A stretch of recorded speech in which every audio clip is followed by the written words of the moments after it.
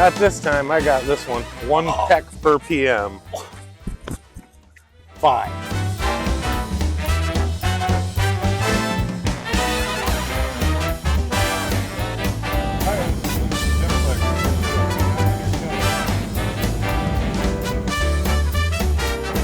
Today we're going to get a glycol percentage for the PM. We've got our refractometer. Need to pull off a filter and open up the glycol tank. We're going to get a little sample of glycol.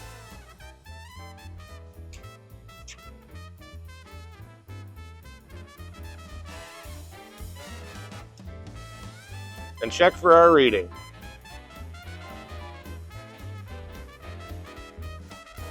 This chiller's got 49% glycol. It's all set.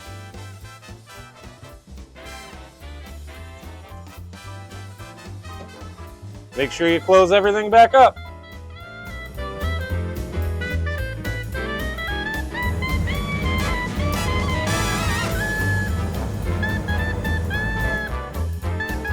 Don't forget when you're done with your PMs to send in your checklist.